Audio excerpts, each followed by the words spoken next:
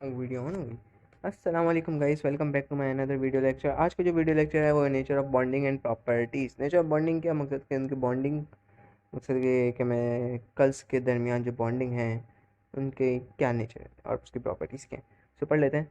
Has we discussed early in the losing और gaining of electron leads to ionic bonding while the shedding of electron leads to covalent bonding, and these properties of the compound depends upon the nature of the bonding bonds existed between them. Let us now discuss the fact of nature of bonding and our properties. Ionic bond हमारे पास सबसे पहला compound है। सो compound क्या ionic compound क्या क्या होता है, जो आयनिक बॉन्ड को कंटेन करे वो आयनिक कंपाउंड होता है। आयनिक कंपाउंड के अंदर क्या होता है कि ये एक प्रॉपर्टीज़ होती हैं आयनिक कंपाउंड जो कि स्ट्रॉन्गली पॉजिटिव और नेगेटिव आयन को अट्रैक्ट करती हैं अपने पास। आयनिक कंपाउंड में क्या होता है कि ये सॉलिड और क्रिस्टल फॉर्म की स्ट्रॉन्ग इलेक्ट्रोस्टैटिक फोर्स जो होती हैं, जैसे आपको दिया हुआ फिगर के अंदर आप देख सकते हैं। ये अरेंजमेंट जो NaCl की दी हुई है, Na पॉजिटिव Cl नेगेटिव, मैं आपको रोज़ाना हर लेक्चर में बताता कि NaCl Na positive Cl negative में टूटता है। So in crystal structure of sodium chloride crystal मकसद के 6 मकसद के इन्होंने स्ट्रक्चर क्रिस्टल्स का और क्या कहते हैं वो आप लोग क्रिस्टल इनका पढ़ेंगे, आप लोग केमिस्ट्री का आगे टॉपिक ही है, ठीक है। सो क्रिस्टल स्ट्रक्चर होता है सोडियम क्लोराइड का, बिल्कुल अभी तक सिर्फ ये समझते हैं कि ये NaCl जो है अरेंजमेंट ऑफ फिगर जो 4.22 है ये आप समझ लें, ठीक है। ठीक है, तो फिर आपके पास यहाँ पे मैं इसको वो भी कर देता हूँ, आप इसको सिर्फ अभी इसको यही समझ लें। और दूसरी बात कि यहाँ पे मैं पढ़ रहा हूँ in crystals structure of the sodium chloride each Na plus positive and surrounded by 6 chlorine ion. Similarly, each chlorine ion surrounded by 6 Na positive. The ionic compound exhibit the following property. Ionic compound from crystal ionic compound tends to hard and brittle.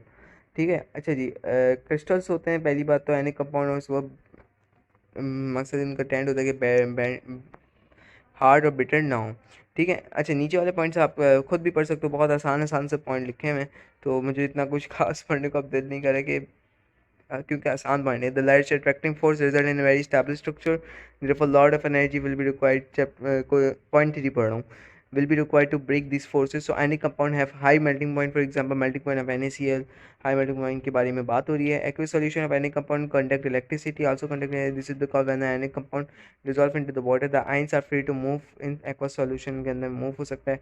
Any compound usually dissolve in the polar solvent like water and are solubles are insoluble in non-polar solvent like oil। अच्छा, ये dissolve किस में होता है, पॉलर solvents में dissolve होता है। मैंने आपको पॉलर सॉल्वेंट किया, जो पॉलर कंपाउंड्स है वही पॉलर सॉल्वेंट्स आप समझते हैं।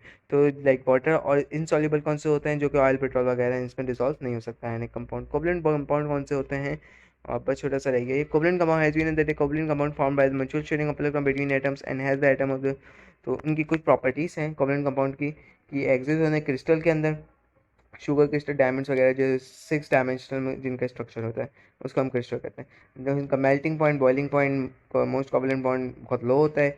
ये बेड कंडक्टर फिर इलेक्ट्रिसिटी होते हैं, ये इनसॉल्युबल होते हैं वाटर के लिए और सॉल्युबल इनसॉल्युबल होते हैं in water but soluble in non polar solvent. Non polar solvent में सॉल्युबल होते हैं like oil petrol kerosene, kerosene oil कहते हैं हम मिट्टी के तेल को। Polar and non polar compound, polar and non polar compound कौन से कंपाउंड होते हैं, वो कंपाउंड की प्रॉपर्टी कहलाती है जहाँ पर इनसॉल्युबल इन वाटर हो while the polar compounds are soluble in water. Non polar compound कौन से होते हैं, जो कि इलेक्ट्रिसिटी कंडक्ट नहीं करते सॉलिड के अंदर molten aqua solution, but polar compound usually conduct electricity due to formation of ion with the water. मैं ये जितना भी पढ़ा रहा हूँ एक्चुअली में मैंने इसके ऊपर मेंशन नहीं किया, बस आई एम मेंशनिंग इट। अब तीसरा पॉइंट देखें, non polar covalent bond is the soluble in the non polar solvent like petrol, benzene, ट्रेप्स वगैरह, while the polar compound covalent compound insoluble in non-polar solvent. For example, of polar covalent compounds are H2SO4, H2SO, HCl वगैरह हैं। few compound non-polar solvent covalent compound are CO2 वगैरह जैसे, ठीक है। छोटे छोटे पॉइंट है जो आप खुद भी पढ़ सकते हो, उसका मुझे वीडियो मैंने सिर्फ इसकी जो भी सरसरी से पढ़ रहा हूँ। अच्छा जी, अब मैं आती है बात मेटल की। Following are the different properties of metal such as metals. Metal कौन से होते हैं जो कि हमारे पास मेलेबल भी होते हैं, डक्टाइल भी होते हैं, इलेक्ट्रिसिटी जो कंडक्ट करते हैं। मेटल की एक ही डेफिनेशन है, जो इलेक्ट्रिसिटी कंडक्ट करते हैं that is known as metal. Heat and electricity conduct वाले मेटल होते हैं। Melting point in of high होता है, इसके अंदर बॉइलिंग पॉइंट भी हाई होता है। Atom in metal pack point, और चौथे पॉइंट में जो मेटल है वह हाई डेंसिटी होती है। मेलेबल किसे कहते हैं, डक्टाइल किसे कहते हैं। इसका मतलब होता है कि मेटल एक हार्म्ड है, डिफरेंट शेप्स के अंदर रोल हुआ हुआ है, शीट के अंदर, ठीक है। और डक्टाइल एक प्रॉपर्टी है जो कि मेटल के अंदर ड्रॉन हो सकती है वायर के थ्रू, ठीक है, वायर के थ्रू होती है। साइंस और टेक्नोलॉजी की आप ये खुद भी पढ़ सकते हो, बहुत आसान है। साइंस और टेक्नोलॉजी के इंपॉर्टेंस ऑनली जस्ट, ठीक है। नेक्स्ट और इसके नीचे जितना भी ये वर्क है, अब तो मैं आप लोग को इंग्लिश, क्योंकि फिज़िक्स का भी हाफ चैप्टर कंप्लीट हो गया है और इंग्लिश का भी हाफ चैप्टर, केमिस्ट्री का भी हाफ चैप्टर सिलेबस कंप्लीट हो गया है। हाफ हाफ सिलेबस दोनों सब्जेक्ट्स के कंप्लीट हो गए, फिज़िक्स और केमिस्ट्री के। सो नाउ अब हम इंग्लिश पे आ रहे हैं, और इंग्लिश की वीडियोस भी मैं बहुत जल्द बना के डाल दिया करूँगा, और कल से ही शुरू हो जाएगी ये वीडियोस इंग्लिश की।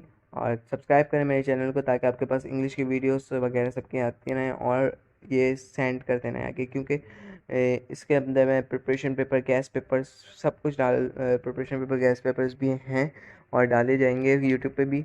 और वीडियो लेक्चर जो इंपॉर्टेंट होते हैं, जो बच्चों को सवाल होते हैं, तो वो ग्रुप भी हमने इंस्टाग्राम ग्रुप बनाया है।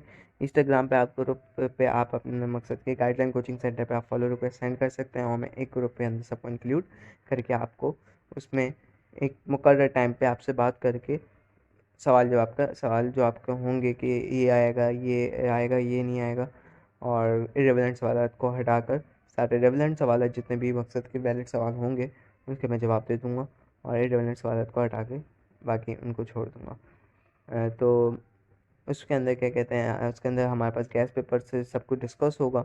तो आप लोगों को अगर करना है तो गाइडलाइन कोचिंग सेंटर इंस्टाग्राम पर है, गाइडलाइन कोचिंग सेंटर लिखेंगे आपके पास शो हो जाएगा, तो वो चैनल आपने उसको फॉलो करके, ताकि मेरे पास आइडिया आए, देन मैं आपको उस पर ग्रुप में शामिल करूँ। तब तक के लिए अल्लाह हाफ़िज़। Subscribe my channel, follow your dreams.